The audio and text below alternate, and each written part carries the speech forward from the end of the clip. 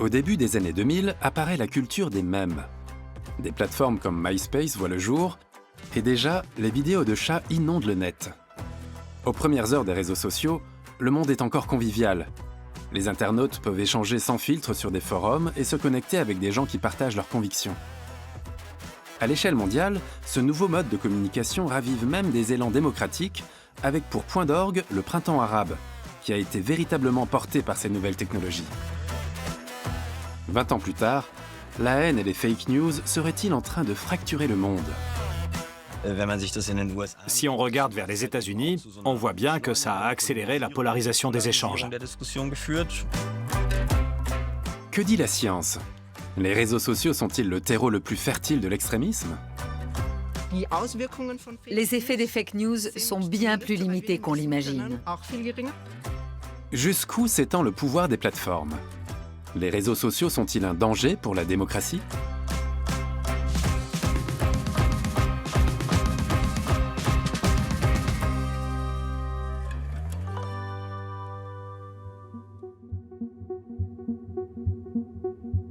Je m'appelle Bertolt Meyer, je suis professeur de psychologie et dans les questions qui fâchent, je m'intéresse aux enjeux majeurs de notre époque. Je suis aujourd'hui dans l'ancien centre de tri postal de la ville de Linz. Jusqu'en 2014, des millions de lettres et de colis y étaient triés. Une toute autre époque. Aujourd'hui, les médias numériques influencent notre manière de communiquer. Jamais il n'a été aussi simple d'accéder au savoir et aussi difficile de distinguer le vrai du faux. Beaucoup de personnes vivent littéralement sur TikTok ou Insta. D'autres diabolisent tous ces réseaux qu'ils jugent comme une menace pour notre société. Je vais en discuter aujourd'hui avec deux scientifiques qui défendent des points de vue très différents sur la question. Je les interrogerai l'un après l'autre pour me faire ma propre opinion.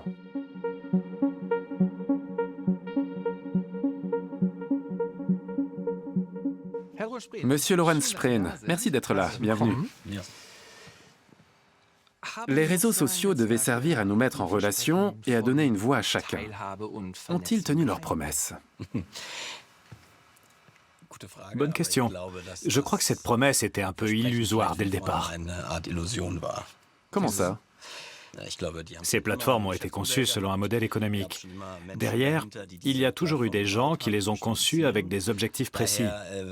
L'illusion a été de croire que les algorithmes étaient intrinsèquement neutres, qu'ils allaient nous relier et que ça conduirait automatiquement à plus de démocratie et de participation citoyenne.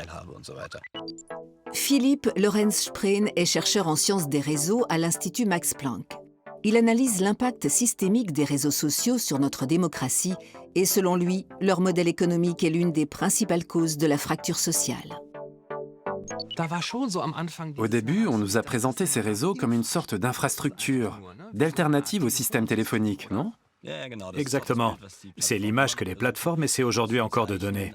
Celle de dispositifs neutres, qui ne sont là que pour mettre les gens en relation. Mais les algorithmes, l'aspect visuel de la plateforme, les options d'interaction disponibles, tout ça a une influence. Et ça, elle ne l'avoue pas volontiers. Sur les réseaux sociaux, tout est fait pour attirer notre attention. Notre attention et nos données, c'est la monnaie d'échange d'Internet.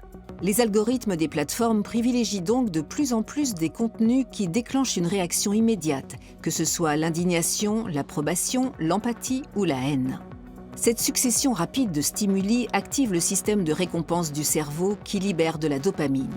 Mais l'effet est de courte durée, si bien qu'on se retrouve rapidement en quête de nouveaux stimuli toujours plus intenses qui nous amènent à consommer de plus en plus frénétiquement des contenus saturés d'émotions. Parallèlement, on s'expose à des profils factices auxquels on se compare dans un monde toujours plus artificiel. Et les algorithmes adorent ça, puisque nos clics et nos likes les nourrissent. Le problème, c'est que TikTok et consorts ne se contentent pas de nous offrir des pics de dopamine. Ils sont soupçonnés d'orienter nos opinions et de nous radicaliser. Mots-clés, bulles de filtre et chambres d'écho. Alors, à quel point les algorithmes influencent-ils les débats ? Certains pensent qu'ils minent nos débats, qu'ils influencent les élections et qu'ils sont truffés de fake news. Vous partagez ces inquiétudes ? En partie seulement. Il y a une part de mythe dans tout ça, ou au moins d'exagération. Hanna Metzler est psychologue et travaille au Complexity Science Hub de Vienne, où elle étudie les rouages de la désinformation et de la diffusion de l'infox. Selon elle, les réseaux sociaux jouent un rôle secondaire dans la polarisation de la société. Les effets des fake news, pour autant qu'on puisse les mesurer, sont bien plus limités qu'on l'imagine. C'est pas si facile d'influencer les élections, d'influencer les gens, de les amener à changer d'opinion. Les gens sont plutôt têtus. On s'en rend compte quand on essaie de les convaincre de changer d'avis. Je n'ai jamais réussi. C'est pour ça que je parle d'exagération. Je ne dis pas que les réseaux sociaux n'ont aucun effet sur le monde, mais je ne crois pas qu'ils soient responsables de tous les maux et que sans eux, tout irait bien. Les réseaux sociaux nous radicalisent. Oui. C'est vrai pour certaines personnes. Ils contribuent à la fracture de la société. Oui. Oui. Les algorithmes ont le pouvoir de modifier les opinions politiques des internautes. Oui. D'après les données actuelles, non. Les réseaux sociaux sont responsables de la montée des partis populistes. Responsables, non. Donc non. Pas directement. Entre autres, oui. Aux États-Unis, par exemple, la polarisation a commencé dans les années 1970. On l'a mesurée déjà 30 ou 40 ans avant l'essor des réseaux. Mais ils sont co-responsables, dans le sens où ils donnent surtout de la visibilité aux voix les plus radicales et nettement moins aux voix modérées ou aux gens qui sont apolitiques. Revenons un instant sur les notions de bulle de filtre et de chambre d'écho. Ces concepts sont-ils toujours pertinents pour comprendre les réseaux sociaux? Oui. Il y a des études passionnantes, dont celle de Christopher Bale en 2018. Il a tenté d'ouvrir les chambres d'écho pour voir si les gens se déradicalisaient ou changeaient d'avis. Pendant un mois, des bots ont injecté dans le fil des utilisateurs des contenus issus du camp politique opposé. Résultat, ils étaient encore plus radicaux qu'avant. L'idée d'ouvrir les chambres d'écho est trop simple. Ça ne marche pas. Et ça peut même attiser les conflits. À ma grande surprise, les mythes sur les réseaux sociaux se sont effondrés grâce à une étude qui a montré que dans la vie de tous les jours, les chambres d'écho sont encore plus marquées que sur les réseaux. Au quotidien, entre mes collègues, ma famille, mes amis, je côtoie presque exclusivement des personnes issues du même milieu social que moi. C'est donc beaucoup plus complexe que ne l'imaginent ceux qui pointent les réseaux et qui prétendent que sans eux, tout irait bien. On ignore ce que font au juste ces modèles d'apprentissage automatique, ces algorithmes, parce que ce sont des boîtes noires. Mais on voit que ce qui génère le plus d'engagement, c'est les contenus négatifs de type « nous contre eux », qui suscitent de l'émotion et de l'indignation. Ils récoltent plus de likes, de partages et de vues que les autres. Et ce n'est pas un hasard, puisque leur modèle économique repose sur les contenus qui captent naturellement notre attention. Ce système, cette technologie, ce modèle économique menace-t-il notre société? Si on parle des plateformes qu'on a actuellement, Facebook, Instagram, TikTok, ces grosses plateformes dont le modèle économique s'appuie sur la publicité, alors oui, je crois qu'on peut dire qu'elles représentent un certain danger pour nos sociétés démocratiques européennes. Pourquoi? Ce modèle économique, en tout cas jusqu'à présent, a causé pas mal de dommages collatéraux. Quand ces plateformes diffusent de la publicité, leurs clients ne sont pas les utilisateurs mais les annonceurs. Et ce qu'elles leur vendent, c'est de l'attention, notre attention. Or, l'attention humaine n'est pas neutre. On est plus attiré par certaines choses comme les informations négatives, qui captent plus vite et plus facilement notre attention. Donc, un système optimisé pour retenir ce type d'attention tend à favoriser des contenus négatifs qui peuvent, à leur tour, favoriser certaines forces politiques. Et c'est comme ça qu'un modèle économique peut devenir un danger pour la démocratie et la société. C'est effectivement comme ça que ça fonctionne. Pour maximiser leurs chances de retenir l'attention des utilisateurs, les plateformes privilégient les contenus qui jouent sur l'émotion. Et elles savent très bien s'y prendre, largement aidées par les algorithmes. Mais quand on regarde de près les études qui analysent l'effet réel des algorithmes sur ce que les gens consomment, sur leur enfermement dans des chambres d'écho ou des bulles de filtre, ou encore l'impact qu'ont ces algorithmes sur les opinions ou les décisions de vote, toutes les études dont j'ai connaissance tendent à relativiser largement ces effets. Si les algorithmes ne changent pas les décisions de vote, ils semblent bien renforcer les opinions qu'on s'est déjà forgées. En 2023, Nature of Human Behavior a publié une synthèse des études sur le sujet. Leurs conclusions ont été confirmées par 2 autres revues depuis. 496 études ont été analysées portant sur le lien entre les médias numériques et les processus démocratiques. Au total, 10 variables ont été examinées, parmi lesquelles la confiance dans les institutions et la polarisation sociale. Dans l'ensemble, cette synthèse donne clairement raison à ceux qui considèrent les plateformes comme des dangers. Mais restons concentrés sur les algorithmes. Cette méta-analyse ne s'intéresse pas spécifiquement aux algorithmes. En revanche, il existe plusieurs grandes études portant sur Facebook et Instagram qui, pendant 3 mois, ont modifié les algorithmes pour voir si ça faisait une différence. Malheureusement, rien ne change. Ni les opinions, ni les attitudes, ni le degré de polarisation. J'aurais préféré que ça change quelque chose, ça aurait permis de corriger les choses. Mais non, si je me contente de cliquer sur les recommandations de l'algorithme, YouTube finit par me proposer des contenus moins extrêmes au fil du temps. Dans la méta-analyse que vous mentionnez, presque toutes les études qui sont prises en considération, à l'exception d'une quinzaine, sont des études non pas causales, mais basées sur des corrélations. Le souci, c'est que plein d'autres variables ont changé la donne au cours des 20 dernières années. Les effets du changement climatique s'accentuent, l'économie est globalement à la baisse, les gens ont plus peur du déclassement qu'il y a 50 ans, il y a de nouveau plus de guerres, etc., etc. Beaucoup de choses ont changé et il est difficile de déterminer parmi les dérives observées ce qui relève des réseaux sociaux et encore plus ce qui relève spécifiquement des algorithmes. Le fait que le monde, dans l'ensemble, soit plus menaçant aujourd'hui qu'il y a quelques années encore, en tout cas pour beaucoup de gens, ça c'est indéniable. Mais ce n'est pas seulement le filtrage des faits qui fausse le débat public. Il y a bien pire. Les deepfakes, les théories complotistes, les demi-vérités diffusées intentionnellement saturent les fils d'infos. Des infox en veux-tu en voilà. De manière générale, la désinformation s'appuie volontiers sur des émotions négatives. La peur, la haine, l'envie, l'incertitude. Ça ne signifie pas qu'on croit immédiatement à toutes ces fake news, mais elles font souvent régner un certain malaise ou planer le doute. Pour faire face à l'avalanche d'infox sur les réseaux, le Centre de recherche journalistique Correctif a créé sa propre équipe de vérification des faits, le fact-checking, qui publie ses résultats en ligne. On travaille comme une rédaction indépendante spécialisée dans le dépistage des fake news depuis 2017. Et on voit bien comment la désinformation se fait passer pour de l'information. Le fait est que c'est véritablement devenu un instrument politique.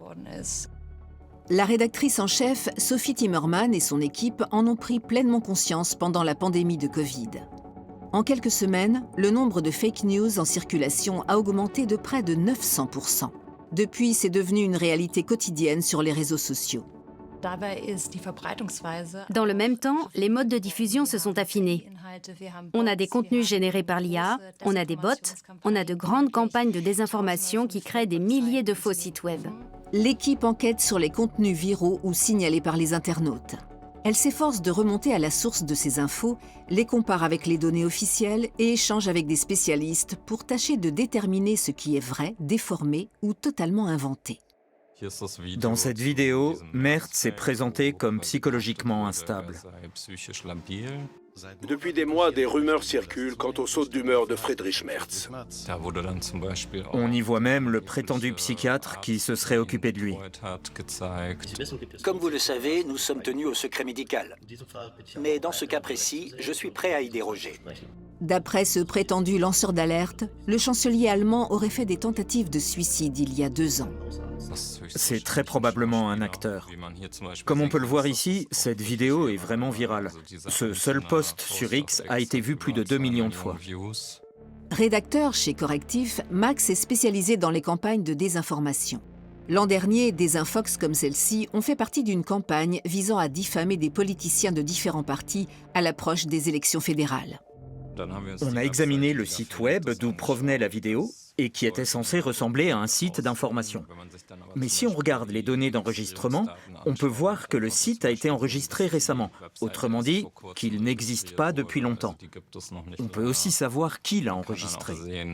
On a ensuite comparé ses caractéristiques techniques avec celles d'autres sites web qu'on connaissait déjà, et on a pu identifier la campagne à laquelle il appartenait. Les fake news touchent rarement leur public par hasard. Elles visent des groupes bien spécifiques, électeurs, institutions, médias ou personnalités politiques qu'on cherche à décrédibiliser. Nombre de ces infox sont répandus par ce qu'on appelle des super spreaders, des super diffuseurs. Selon une étude récente, seulement 0,1% des internautes seraient responsables d'environ 80% de la propagation des infox. On observe que la campagne, une fois les élections allemandes passées, s'est tournée vers d'autres pays où des élections devaient avoir lieu, comme la Moldavie ou la Roumanie.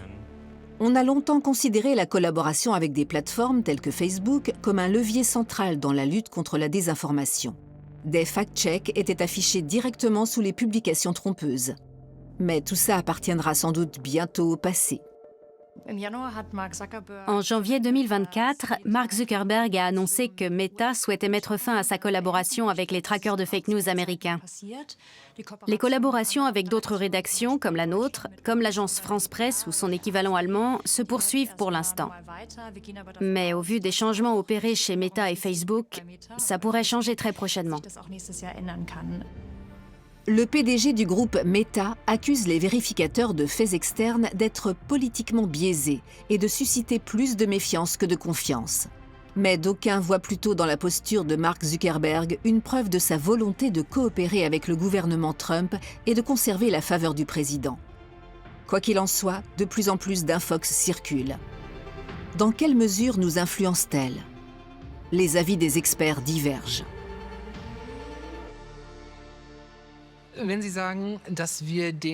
Quand vous dites qu'on surestime l'importance des infox sur les réseaux sociaux, que voulez-vous dire au juste? Et comment est-ce qu'on quantifie cette influence? On a cette impression d'être inondé de fake news. Or, j'ai été très surprise en lisant les chiffres de certaines études. Par exemple, celle qui porte sur Facebook et Twitter montre que pendant les élections de 2020, les pourcentages sont relativement faibles sur ces plateformes. Ils restent toujours sans exception inférieurs à 10%. 10% de quoi? De toutes les publications qui s'apparentent à de l'information. C'est pas si facile de quantifier la désinformation. Une méthode couramment utilisée consiste à repérer tous les liens dans les publications pour en examiner les sources. On constate qu'un très faible pourcentage provient de médias qui publient régulièrement des absurdités. On sait aussi qu'environ 80% des interactions avec les fake news émanent d'1 à 2% des utilisateurs de ladite plateforme. Donc si on considère le nombre de gens qui ne sont pas sur cette plateforme, il y a de quoi relativiser. On voit bien qu'il s'agit moins d'un phénomène de masse que d'un phénomène qui touche des groupes marginaux radicalisés. Il y a par exemple des études sur les infox autour des vaccins qui révèlent que ces infox ont touché peu de gens tant qu'elles ont été publiées sur des portails de fake news. Et qu'en revanche, elles ont touché beaucoup de monde quand elles ont été relayées par des médias grand public. Par exemple, des informations du type « Un médecin est mort 2 semaines après avoir reçu le vaccin contre le Covid ». Le fait qu'il soit mort 2 semaines après s'être fait vacciner, c'est vrai. Mais la conclusion selon laquelle il serait mort à cause de ça est fausse à coup sûr. Quand ce genre de choses est diffusé par les médias grand public, ça touche plus de gens. Mais les intentions de vaccination ont diminué d'environ 2%. Donc ce n'est pas comme si cette info avait bouleversé la situation vaccinale de tout le pays.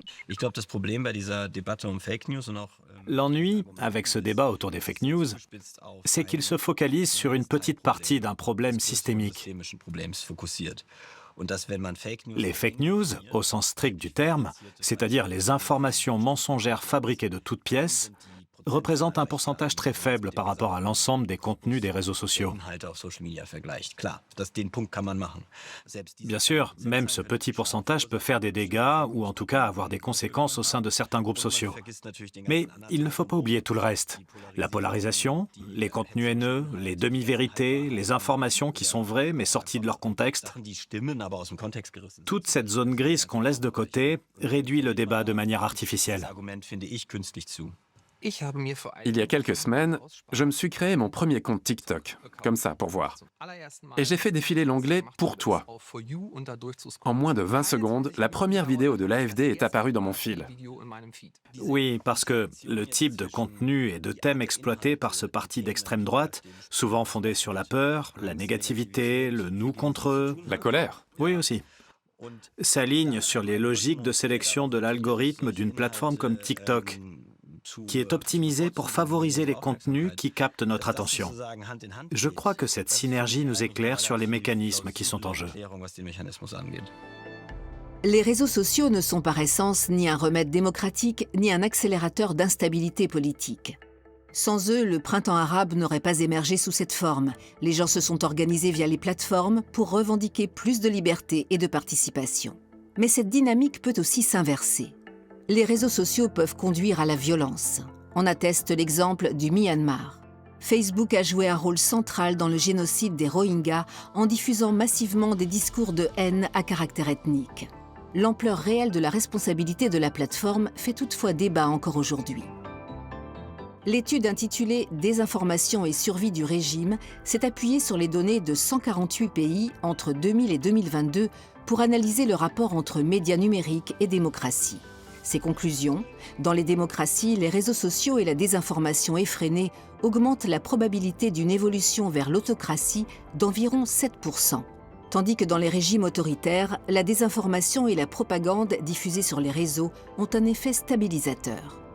Une autre étude arrive à la conclusion que les réseaux sociaux ont plutôt tendance à fragiliser les démocraties établies et à favoriser les démocraties émergentes. Le populisme de droite aurait-il pu connaître l'essor qu'il a connu ces dernières années aux États-Unis et en Europe sans les réseaux sociaux? Honnêtement, je ne pense pas. Il y a une interaction entre ces gigantesques plateformes et les algorithmes optimisés à l'extrême pour capter l'attention. Tout ça va de pair, et le calendrier coïncide. Mais il y a aussi d'autres facteurs. La montée des inégalités et le mécontentement social cultivent le terrain de la frustration, qui pousse les gens vers les réseaux sociaux, sorte de médiateurs pour basculer dans le populisme. Après tout, le vote populiste n'est pas une fatalité quand on est mécontent. J'ai l'impression que beaucoup de politiciens et politiciennes se figurent que les gens votent pour la droite populiste de manière presque rationnelle. Ils regardent leur vie, n'en sont pas satisfaits, se disent que rien ne va comme ils voudraient et concluent « Je vais voter pour le camp populiste ». Ce qu'on oublie dans ce raisonnement, c'est que ce mécontentement ne naît pas d'une analyse objective de la réalité. Il est influencé par 10 ans de propagande populiste sur les réseaux sociaux. Et pas seulement sur Instagram ou TikTok, mais aussi dans ces espaces plus discrets que sont les groupes de discussion Telegram ou WhatsApp, où on n'arrête pas de marteler « Alerte, alerte, alerte, ceux qui nous gouvernent ne font rien, ils doivent tous dégager ». Absolument.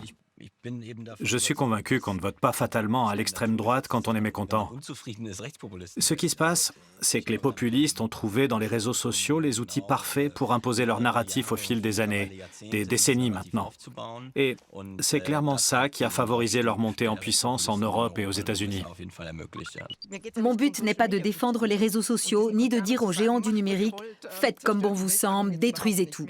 Non, ce qui m'importe, c'est de résoudre les problèmes. Si on veut dépasser la polarisation, il faut s'attaquer aux problèmes de la société.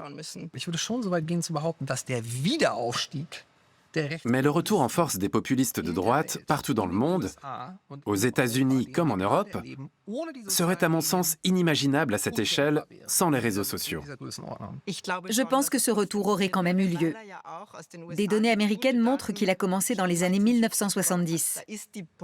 La polarisation et le cloisonnement des groupes politiques, les tensions entre les différentes catégories de la société, tout ça était déjà en train de s'installer à l'époque, soit 30 à 40 ans avant les réseaux sociaux. Alors je ne m'aventurerai pas à dire que ce ne serait pas arrivé sans eux. Peut-être que ça aurait pris plus de temps, c'est tout. Ça se tient. Je me demande ce qu'on peut faire pour remettre de l'ordre dans tout ça. Parce que les réseaux sociaux font désormais partie intégrante de l'identité et du quotidien de millions de personnes dans le monde. Même si je n'en ai pas l'air, je suis optimiste pour ce qui est des réseaux.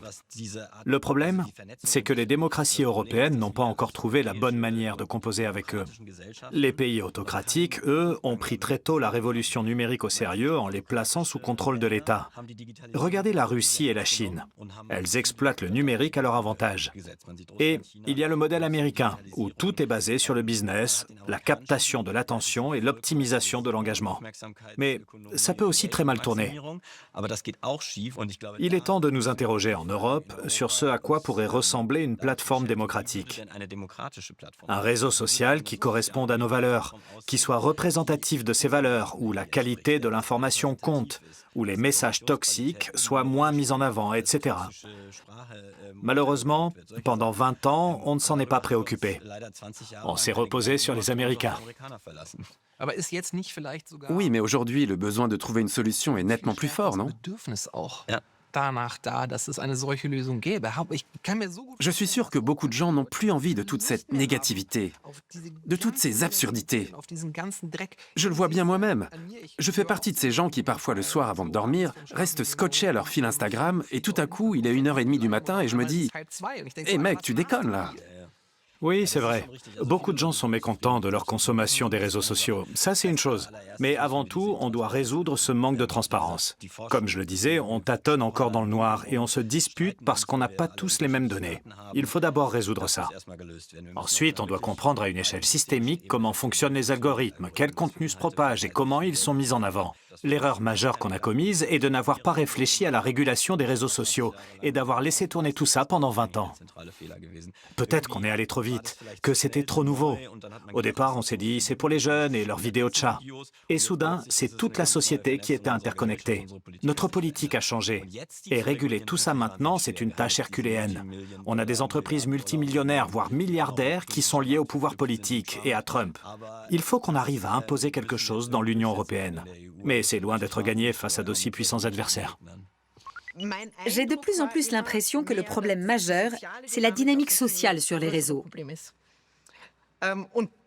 Et les géants de la tech ont bien sûr leurs responsabilités, parce que sans le design de ces plateformes, tout ça n'arriverait pas. Mais il faut garder à l'esprit que la nature humaine joue un rôle énorme. Modifier les algorithmes ne sert pas à grand-chose si les gens vont chercher eux-mêmes les contenus qui les confortent dans leur position. Il faut repenser les réseaux sociaux de A à Z. Oui, c'est un très bon argument, parce qu'il renvoie à la nature humaine, à nos besoins fondamentaux, le besoin de statut, de reconnaissance, de compétences. D'appartenance à un groupe. Oui, d'identité. Réseaux sociaux ou non, ces besoins sont là. Nous sommes tous manipulables. Réglementer davantage les réseaux sociaux peut-il suffire à éviter les dérives? Le devenir des plateformes reste, au moins en partie, entre les mains de celles et ceux qui les utilisent. Les fake news ne sont peut-être pas le plus gros problème concernant Facebook, Instagram et TikTok. Mais c'est incontestable. Les réseaux sociaux utilisent des mécanismes pour nourrir un climat émotionnel de plus en plus tendu, qui favorise la polarisation et la radicalisation. Ce qui fait débat, en revanche, c'est l'ampleur de cette influence. Le modèle économique algorithmique, basé sur la captation de l'attention, donne une visibilité disproportionnée aux voix les plus radicales. Je pense que le populisme de droite n'aurait pas connu un tel essor en Europe ces dernières années sans les réseaux sociaux. Les plateformes totalement dérégulées doivent être rappelées à l'ordre, ou se voir opposer une véritable alternative européenne, capable d'étouffer la haine plutôt que de l'attiser. Pour autant, n'oublions pas une chose, les réseaux ne sont pas seuls responsables de tous nos problèmes sociétaux. Et là, la balle est dans notre camp.